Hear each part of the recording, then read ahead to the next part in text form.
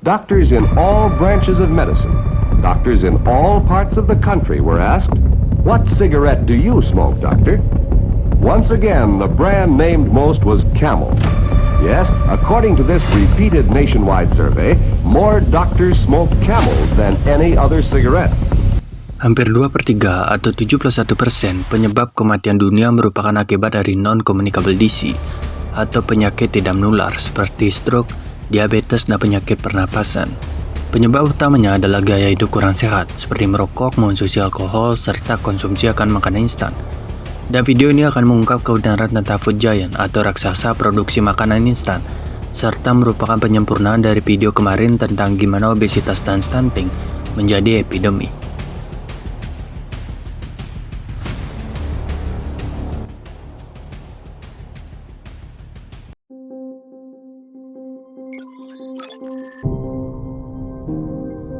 Salah satu problem kenapa makanan olahan atau instan lebih disukai daripada fresh food karena soal harga atau cost.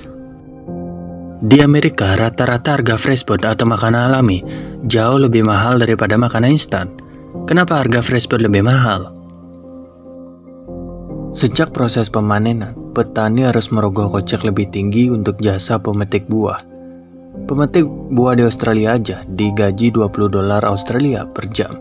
Kalau dirupiahkan jadi 200.000 per jam. Gak heran, dalam 1 tahun kerja aja, pemetik buah dapat omset $42.000 atau 600 jutaan. Kenapa proses pemetikan gak pakai mesin aja bro? Gak perlu bayar tenaga manusia lagi, kan lebih murah. Untuk buah atau sayur yang keras macam jagung mungkin masih bisa pakai mesin.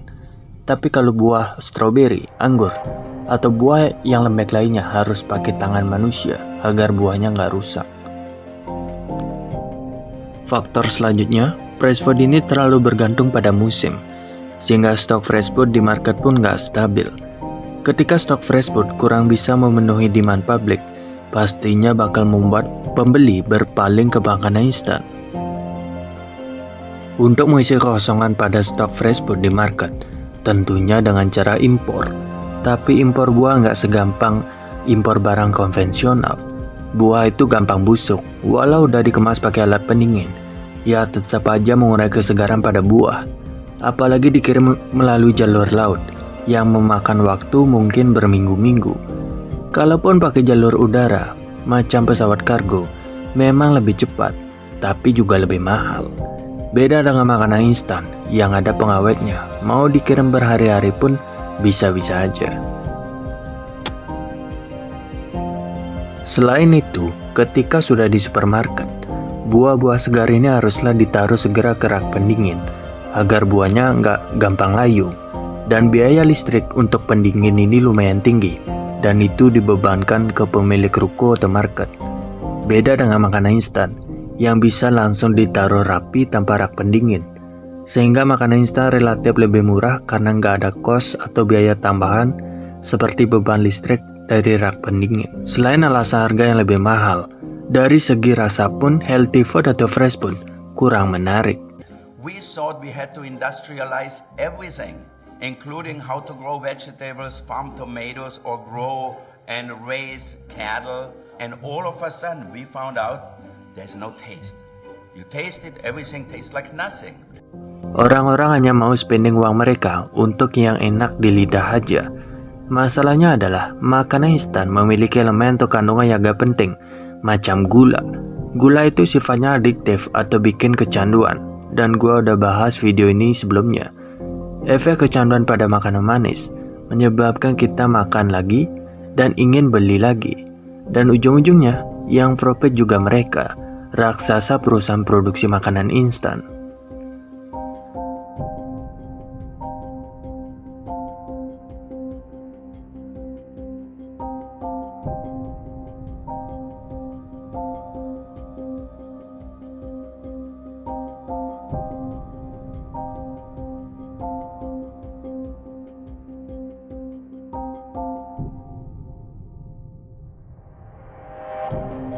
Ketergantungan kita merupakan profit bagi mereka. Dengan harga makanan instan yang lebih murah, supply yang selalu ada, dan rasa yang lebih flavor dari fresh food, menyebabkan kita mudah ketergantungan. Dan karena ketergantungan akan makanan yang tidak sehat ini, memicu problem baru pada kesehatan manusia seperti obesitas, diabetes, stroke, penyakit jantung, dan semua penyakit ini kita kenal dengan non-communicable disease atau penyakit tidak menular. Dan kalau kita lihat datanya, semua penyakit ini merupakan risk factor penyebab kematian tertinggi di dunia. It's profitable to sell food that is fatty and sugary and salty and addictive. It's much less profitable to sell food that is wholesome, that is high in fiber and is minimally processed. So what's driving the obesity epidemic? It's corporate profit.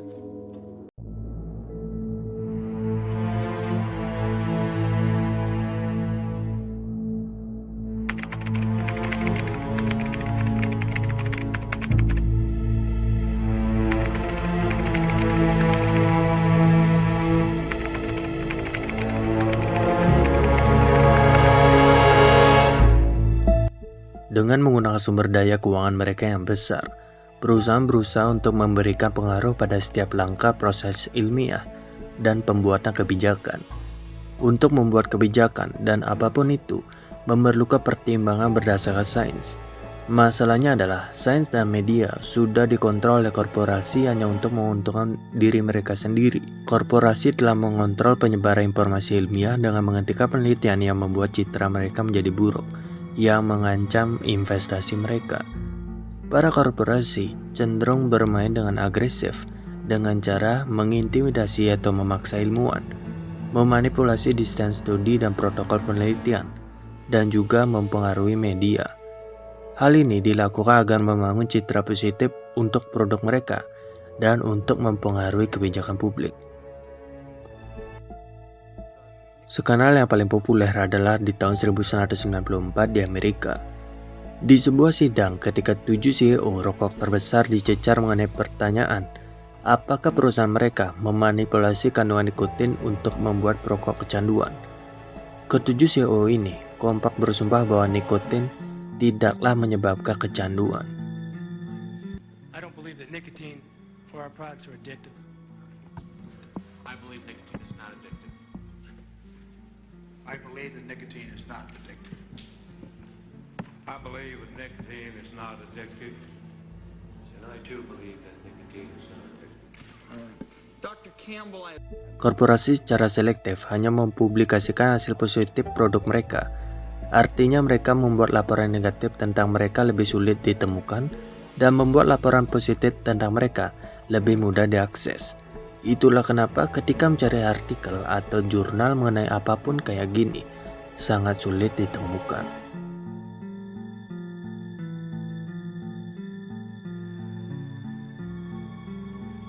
Pada tahun 2009, Presiden Obama melalui referendumnya mengatakan akan mengembalikan integritas ilmiah yang bebas dari campur tangan korporat yang mementingkan keuntungan perusahaannya sendiri. Tentunya ini merupakan angin segar buat semua saintis. Poin dari referendum ini untuk melindungi ilmuwan pemerintah, membuat pemerintah lebih transparan, mereformasi proses regulasi, serta mengkaji lebih dalam masukan ilmiah untuk pengambilan keputusan federal. Finally, today I've signed a memorandum that will help restore the scientific process to its rightful place at the heart of the Endangered Species Act, a process undermined by past administration.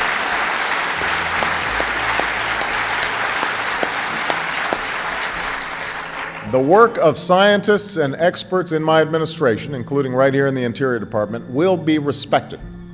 For more than 3 decades,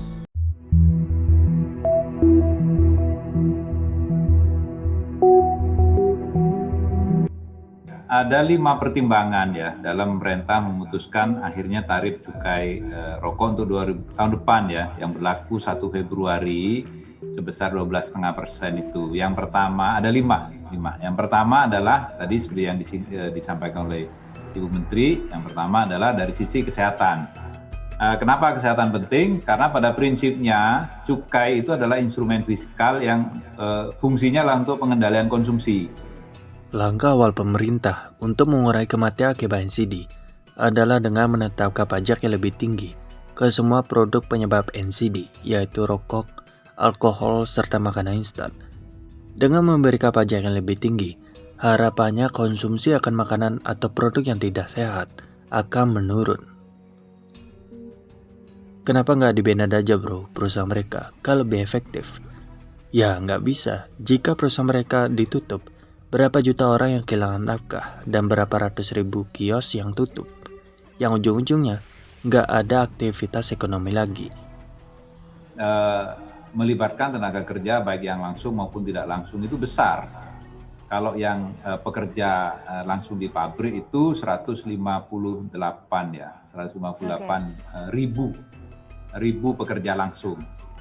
Nah, sedangkan yang petani itu 526 ribu petani atau kepala keluarga. Pada tahun 2018 kemarin, Kementerian Perindustrian mencatat cukai rokok memberikan kontribusi sebanyak 153 triliun atau hampir 96% dari total cukai nasional dan setara dengan 10% dari total pendapatan pemerintah. Maka dari itu, hampir mustahil untuk membanner industri ini.